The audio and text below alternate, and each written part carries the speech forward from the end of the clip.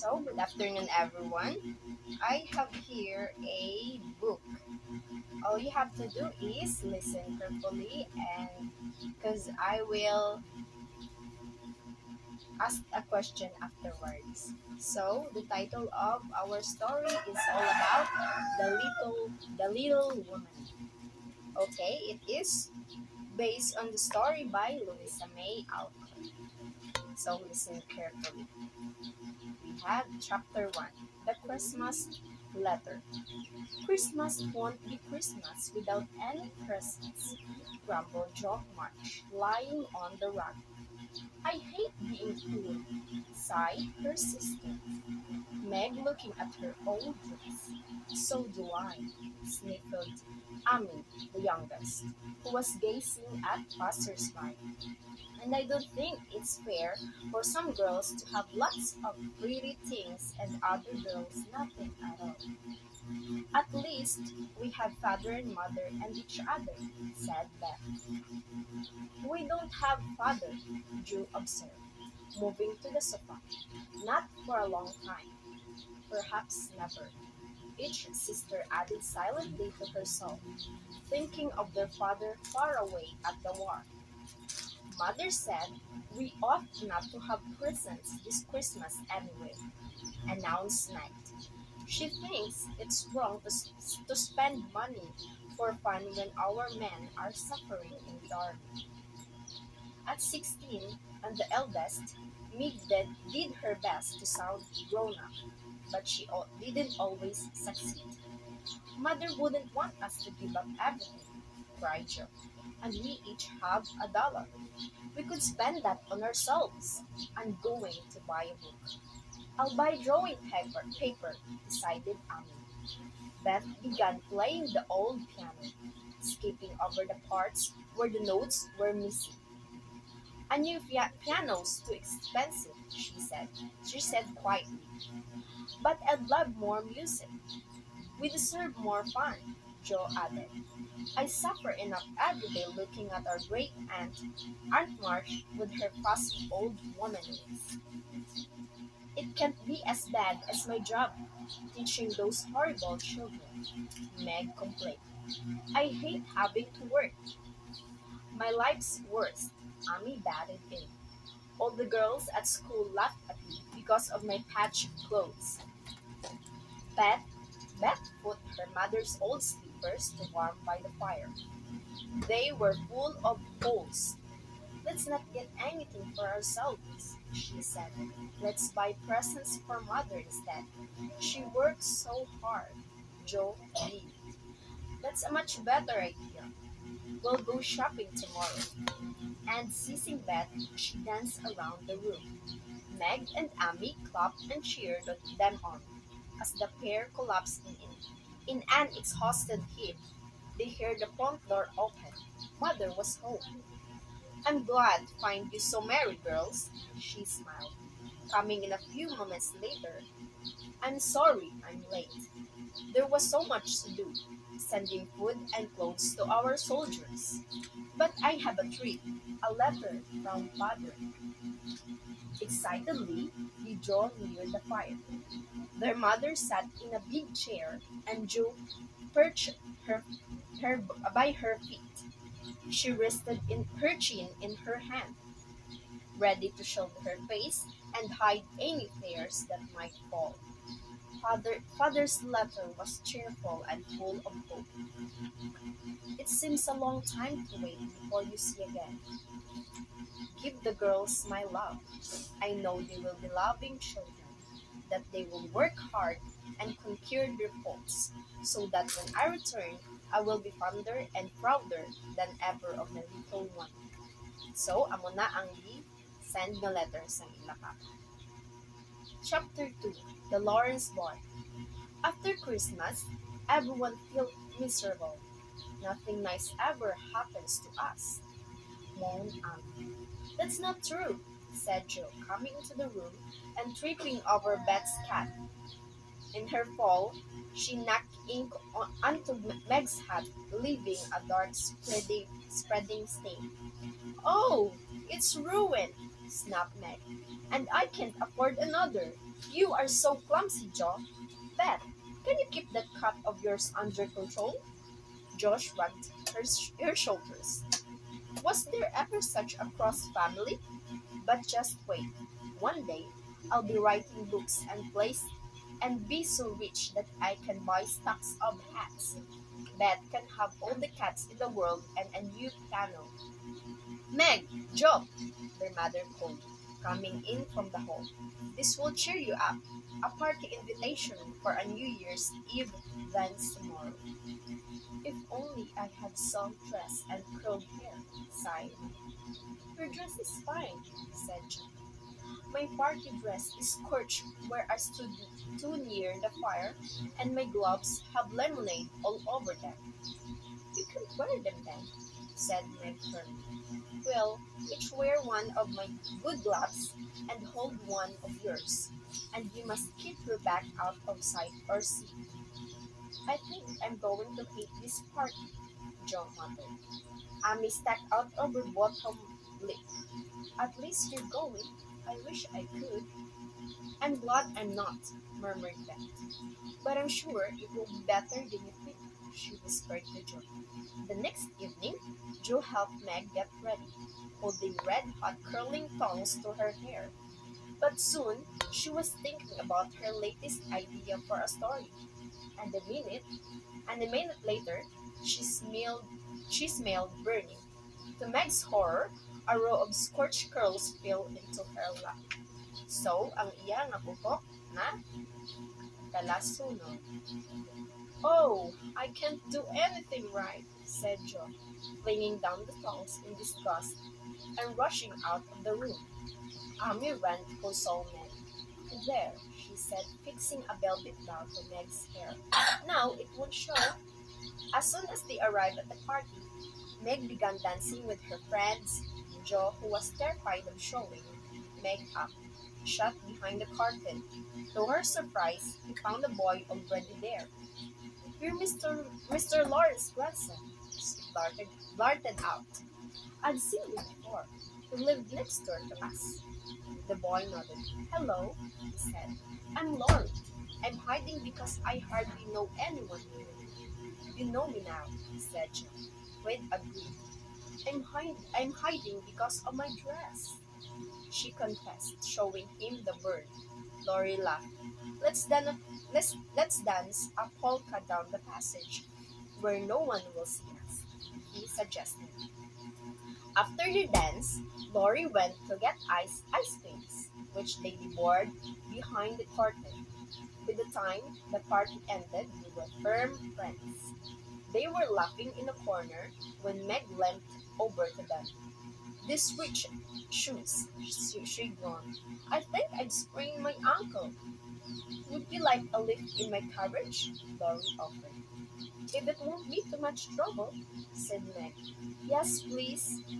Mrs. March was still up when they arrived home, waiting to hear about the party. When she saw Meg, she passed around like a mother hen. "We came back with Mr. Lawrence's grandson," Ju said, as Mrs. March bandaged Meg's ankle. "He's an orphan," the mother told them. "He's only just moved in with his grandfather, and must say he looks a nice young man with excellent manners." Meg hobbled to the stairs, thinking about the evening. "I felt like a fine young lady, dancing and coming home by carriage." "I don't believe real fine young ladies could have enjoyed themselves more than us, in spite of our worn hair, scorched gowns, and only one good glove each," declared Joe. One morning, Meg came down to find Amy sobbing her heart out over the kitchen table. "I'm dreadfully in debt," Amy wept. "What do you mean?" asked Meg. Amy sniffed. "I owe a dozen pickled dimes at school. They're old-fashioned. The girls keep buying them, and I eat theirs, and now I must pay them back." So, nagano siya? Na may ara siya sang debt nga pickled dimes at school. So, kagikaon niya ang sa iyang mga classmates, so kinanglan niya nga mag Bayad. So, but I don't have money. How much do you need? Said Meg, opening her purse. Oh, thank you, me darling. Amy cried, hugging her. I'll buy them on the way to school. She didn't tell Meg that limes had been forbidden, so the limes are forbidden in the school. The news that Amy had limes soon spread as the class began. A girl who disliked Amy shot up her hand. Please, sir, Amy March has limes in her desk. The teacher was furious. He made Amy throw the plump limes out of the window, one by one. Then he canned her hands in front of the entire class. So, ginano niya yung kamot. Hindi. Pangos na sa tubangan. So, you won't go back, your mother comforted Amy that night. That school is full of spoiled, badly brought up children. Still, it was your fault too. You did break the rules. So, pumambalan sa iyang mama nga may salak man sa kuno kahit break niya ang rules. Pero, wala siya kabalo. I had to. Amy couldn't stop crying. It was so humiliating not having any pickled lines. I'll teach you at home instead, Jo offered later, picking up her hat as she spoke. Thank you, Amy called. Where are you going, Jo? To see a play with Laurie. Take me with you, begged Amy. No, said Jo firmly. You're too young. Oh, please, Amy withered. No. You'll be sorry, Jo March, Amy yelled at her. And I just offered to teach you, Jo yelled back. Spoiled brat, she added, slamming the door on her way out. So, hindi sa doon kay bata pa siya para maglantas ang play. When Jill came back from the play, she started looking for her notebook. With panic in her voice, she asked if anyone had seen it. Beth, Meg, Amy, do you know where it is? The blue one with all my stories in it. Everyone shook their heads, but Amy blushed a guilty red. Amy, you got it, cried Joe. No, I haven't. I burned it. Burn? The whole family knew how precious the book was. Joe had worked on it for months, hoping some of the stories might even be good enough to print. Joe shook Amy till her teeth chattered together, crying passionately. You wicked girl! I can never write those stories again. I'll never forgive you. Beth flew to comfort Joe while Meg scolded Amy. I feel dreadful, Amy said at the bedtime. Please forgive me, Joe. I'm very, very sorry. I'll never forgive you, Joe repeated. It was an abominable thing to do. Amy turned away. Now I wish I hadn't said sorry, she snapped. And I'm not, so there. The next morning, Jo was still curious about her notebook. Wanting to get out of the house, she asked Lori to go skating with her. So, nag-skate sila. Amy watched them leave from her bedroom window. Bother, she thought. Jo promised to take me skating next time, but she's too cross. Well, I'll just go anyway. When Amy arrived, Jo and Lori were already zigzagging down the river. Keep to the side, Lori called to Jo.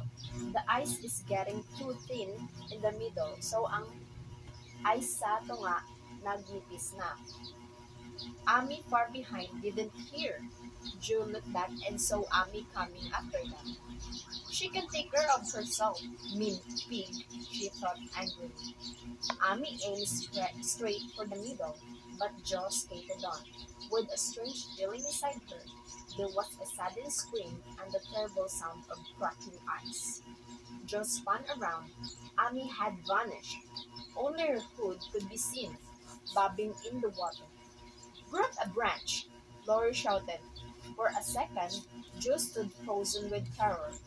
Before she pulled herself together, she sped off and returned with a strong branch, to find Lori lying on the ice, desperately clutching one of Amy's hand. So, ang si Amy na nahulog sa may ice kay nagnipis na dito. Nahulog siya dito. Jill thrust the far end of the branch into Amy's reach and helped to pull her. gasping and coughing from the freezing water. Jo hugged Ami tight, swiftly taking off her dripping things and wrapping her warmly in her own dry clothes. So, ang himo niya, hug niya si Ami tight para hindi siya mayamatog naman. Suppose she drowned, Jo agonized. After she and their mother had tucked Ami into bed, sometimes I get so angry I lose control. I wish I didn't. I used to be just like you, Mrs. March confided. Don't worry, Joe. I still get angry too, but I try not to show it. If you keep trying, you'll conquer your anger. Her mother's quiet sympathy and understanding helped Joe more than any scolding could have done. Chapter 4. The Party Girl. That summer, Meg was invited to stay with her friend, Sally Moffat. If only I didn't have to work, she grumbled. Then at the last minute, the children she looked after caught measles. I can go after all, Meg realized excitedly. Her sisters helped her pack a whole week of fun, Beth said, picking out hair ribbons for Meg to take. Amy was green with envy. Oh, I wish I was going to a house party. Jo began to fold Meg's skirts, looking like a windmill with her long arms. What did Mother give you out of the treasure chest? She wanted to know. The treasure chest, made of sweet-smelling cedar wood, was where their mother kept her best things. So, dito niya ginabutang sa ila mama ang treasure chest ang iyang mga best things. A pretty fan, a blue sash, and a pair of silk stockings, said Meg. There was a length of violet silk too, but there isn't time to have it made up into a dress. So I must be content with my old white cotton, I suppose. So, wala sa sambayo, ang munang kuno iya nga, dalon na iya nga old white cotton. Never mind, you always look lovely in white, Beth consoled her. I wish I hadn't smushed my coral bracelet. I would have suited it would have suited you so. Mourned Jo, who loved to lend her things. So, gusto niya nga wala tanit to na smash yung coral bracelet para pahulam niya sa iya nga utod. Though they were usually too broken to be of much use. My white isn't low nick, and it doesn't rustle like a silk dress, Meg said crossly. But it will have to do because there isn't anything else. You said the other day you'd be perfectly happy if you could only go to Sally Moffat's, Beth reminded her. Meg gave her a rueful laugh. So I did. I suppose the more you have, the more you want. Dikit ko no adlaw, gusto niya lang makakapod sa party. Pero sinisubong niya, inaiya nga gusto niya na may mga bayot sa akin, may mga mga nami nga mga things nga madala. Meg was overawed by the Moffat's stylish and enormous house. So nakaabot na sa Moffat's family. She loved eating their extravagant meals, riding in their carriages and dressing herself up every day to go shopping and to concerts and on elegant picnics. Sally Moffat things filled her with envy. So naisasakay si Sally damo sa mga things. Kag sila manggaranon. So, and home soon seemed bare and dull by comparison. Na-compare niya ilabalay kag ang mga things kag balay ni Sally wala lang. Hindi pareho sa ilang para sa ila ni Sally nga nami. Kay manggaranon sila. The house was full of Sally's friends, old girls the same age, but not one of them earned a living like Meg. So, tanan nga dito, mga manggaranon. She began to copy their airs and graces, and to feel ill-used and overworked. The highlight of the week was the spring ball. The girls spent their time chatting about which dresses to wear. I have a new pink silk, Sally said. What are you wearing, Meg? Sally. My old white, said Meg blushing. Pagkuya siya kay iya mga susukot old white na. Let's see, everyone begged. As Meg displayed it, there was a stunned silence. Meg felt them pity her poverty. So, feeling niya doon nakaloyan sa kay bigado siya. Waves of bitterness swept over her as the others showed off their beautiful ball dresses, which billowed like clouds of gauzy butterflies. You could wear the white. It's a day dress, Sally said at last. I know. We'll dress you up, she called to her French maid. And between them, they transformed Meg. So, kay wala siya sang bayo, paulam siya ni Sally kay para may suksokon siya sa spring roll. They powdered her neck and arms, rubbed her with sand, rouged her cheeks, painted her lips, and crimped her hair. So, hindi mo yan, nagpagapahan nila maayos si Meg. Then they laced her into a blue silk dress so tight they gasped for breath.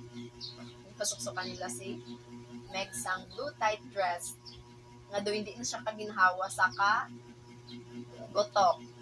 The dress left her shoulders bare and the front was cut low.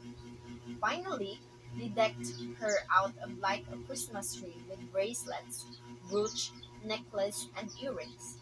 They even tacked a silver butterfly in her hair.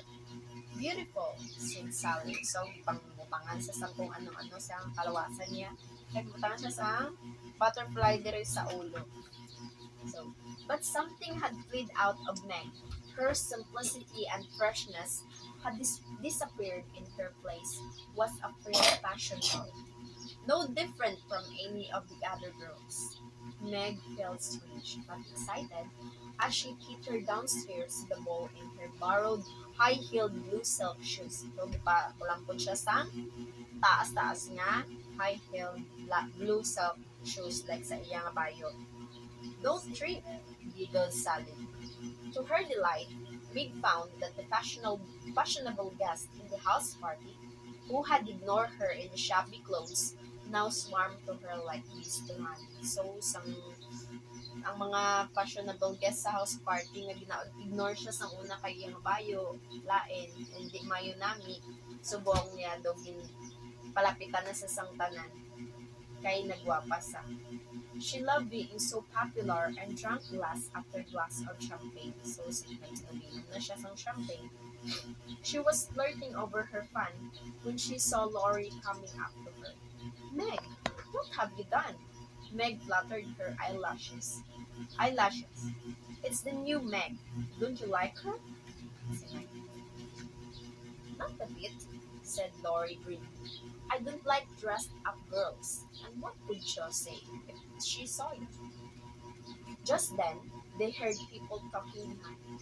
Mrs. March had laid her plans. She keeps trying to pair up one of her girls with the rich Lawrence boys. So, may ulit chismis dito nga mga babae na si Miss March ko noon ginaplanuhan niya din nga i-pair ang iya nga isa kabata sa mga Lawrence family. Those Marches haven't a penny to their name. It wouldn't be a fine match for them. Look at that girl. She knows how to play her cards. Meg went pale under her broad cheeks. How dare they? It's not true. Don't listen, Meg. It's just silly gossip, Laurie whispered. Don't tell Mother and girls about this, Meg begged Laurie. I'd rather tell them myself. Hindi siya gusto nga manugid si Laurie about sa natabo sa iya sa ball. Siya na lang ko na manugid. So, I won't, he promised. But don't drink any more champagne, he added in a brotherly way. You'll have a splitting headache tomorrow. Back at home, Meg told her mother about everything. I let them make a fool of me, and I flirted and behaved so badly. I just couldn't help myself. It's so nice to be praised and admired. So, nung sa iya nga mama, so gusto niya lang nga nanamian siya sa feeling niya nga gina-admire siya kag may naga-praise sa iya. So, of course it is, said her mother. But be careful. Your love of praise doesn't make you do silly things. Enjoy yourself, but be modest as well. Blushing, Meg described the gossip she'd overheard. Mother, do you have plans for us? Mrs. March stroked her shoulders anxious face. Meg, my only plan for you to marry for love. If you were happy, I wouldn't mind if you married a poor man or didn't even marry. So gusto ni mama nila, ang plano lang is to marry for love. Kung biskan mga asawa sila sang pigado lang, okay lang. Or kung di man sila mamana, okay lang po. Sally says a poor girl has no luck. Meg said. Sally's wrong, said her mother firmly. Be yourself, Meg. Good and kind and leave the rest to time. Meg smiled at her mother. Home may be not rich or splendid, but it's the best place in the world. So, by ni Meg, dito ko na rich ang ilang balay, la family, but at least it is the best place in the world. Do you feel the same? Chapter 5, Shocking News. When Laurie went on outings with the March girls, he often brought his tutor along. John Brooke was a thoughtful man with friendly brown eyes and a gentle presence. Have you seen how Brooke looks at Meg? Laurie asked Joe. One afternoon, Meg wouldn't dream of falling in love with him, snapped Joe. She's tired of flirting and men. Come on, let's go to the post office. I want to see if there's a new story magazine out. There was. Laurie and Joe brought it home. Jo flung herself down and read as if she were gobbling it up. Read it aloud, urged Meg. We haven't heard a new story for ages. Brilliant, was the general opinion when Jo finished. Who wrote it? Asked Amy, with an odd mix of solemnity and excitement in her voice. Jo replied, Your sister. So, may ara sila sang bag-ong book nga ang nagsulat is their sister. Beth flung her arms around Jo. Oh, you're so clever. The magazine editor paid me for this one and he asked me for more stories. I'll be able to help us all. Mrs. March gazed at Jo fondly. Your father would be so proud, she said. A sharp ring at the door interrupted them. It was a telegraph boy bearing a telegram with the stark instruction. To Mrs. March, your husband is very ill. Come at once. Dr. Hill, Washington Hospital. So na nila papa na sick. Instantly, the whole world seemed to change as the happy atmosphere collapsed around them. Mrs. March rose shakily to start packing. Laurie and Jo rushed from the house. Beth hugged her cat tightly while Amy simply stood still as statue. So, ilang mama, nagpack na sa mga kwan kay katuan nila. Kung sa mga gamit kay katuan nila nga, papa nga, may sakit. Laurie returned with John Brooke. Would your mother like me to escort her? He asked me. It's a difficult journey, and the war makes it even harder for a woman to travel alone. Meg was full of gratitude. That's so kind, John. Grandfather sent this to help the invalid, said Laurie, squeezing some bottles of brandy into their mother's luggage, along with a warm dressing gown, bandages, and a blanket. Jo raced in excitement, her bonnet tied tightly under her chin, and handed a purse full of money to her mother.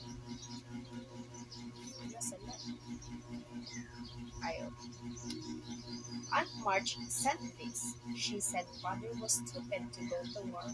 When she was old, she knew no good would come of it, and she hoped that you'd take her advice next time. Mrs. March tightened her lips, and Jo guessed that she was trying to keep her temper, but her mother only said, Take off your bonnet, Jo. Jo pulled it off and quarrels from her family. Her beautiful long chestnut hair was being cut as short as a boy. So nagpagunting buhok si Jo. Hala!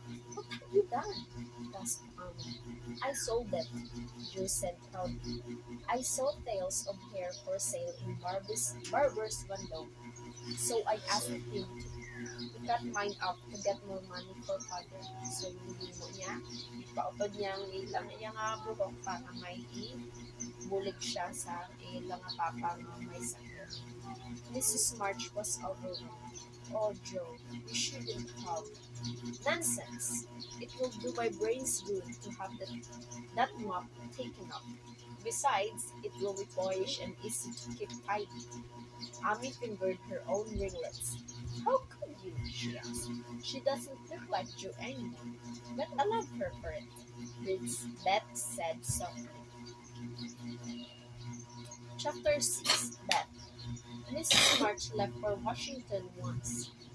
A week later, they heard from Mr. Grove that father was recovering. The news made everyone feel happier. Meg and Joe worked hard at their jobs. Beth and Amy cleaned the house, and they shared the cooking. But one by one, they slipped back into their old ways. Meg spent hours reading John Grove's letters. Joe curled up her writing, and Amy went back to sketching. Only Beth faithfully carried out their mother's duties, taking food to families in the poorer parts of town. One afternoon, she was drenched in a downpour of icy winter sleet. When she got home, the fire was out and she couldn't get warm. A few days later, Beth started shivering as though she'd never stop. At the same time, she felt boiling hot. Joe found her looking in the medicine cupboard. I don't feel well, Beth muttered, going to press her burning head against the cold window pane. Joe felt Beth's forehead and was horrified. Beth, you're feverish. We must get the doctor. When the doctor came, he looked serious. The child has scarlet fever, she announced and sent her straight to bed. Beth grew worse and worse. Amy was sent to stay with Aunt March to keep her out of the way, and Meg continued to work, though both of them longed to be at home.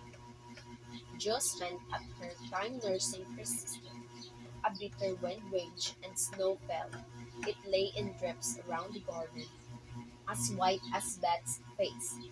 During the restless, anxious hours in Beth's room, Jo realized how much she loved her. Beth's shyness meant she was the quietest of the sisters, but her kindness and gentleness made her all the more precious. All of them had ambitions except Beth. Meg wanted to marry. Jo was determined to be an author, and Abby dreamed of being an artist. Beth just wanted to make people happy. So si Beth gusto niya lang niya ang maging happy ang people around her. One afternoon, Lori caught Jo having a private cry. I wish I didn't have a heart. It aches so, she said. Lori's eyes were wet too as he comforted her. We mustn't give up hope. That won't help Beth. I've sent a telegram to her mother, he added. I think she would come home. Their mother came as soon as she could, brightness and courage shining from her. That night, Beth's fever broke. The doctor confirmed it. She's still weak, she said, but I think she'll pull through. Chapter 7. Endings and Beginnings. Like sunshine after a storm, several peaceful weeks followed. In Washington, Mr. March was getting stronger every day, and Beth was soon well enough to come downstairs and lie on the starry sofa. So, ng weeks followed, so si Mr. March is growing stronger every day. Si Beth naman niya, makaya niya na magtindog-tindog. Christmas Day dawned mild and sunny. Lori ran in and out with presents, and Job made ridiculous speeches as she presented each one. I'm so full of happiness that if only Father were here, I couldn't hold one more drop, sighed Beth. So am I, agreed Joe, gloating over one of her presents, a brand new novel. And me, echoed Amy, looking at the delicate frame print from her mother. I know I am, said Meg, admiring the silvery folds of her first silk dress. a gift from old Mr. Lawrence. Lorry looked so excited he could hardly contain himself. "Here's another present for the March family," he cried. And there stood a tall man, muffled up to the eyebrows, supported by Mr. Brooke. "Father!"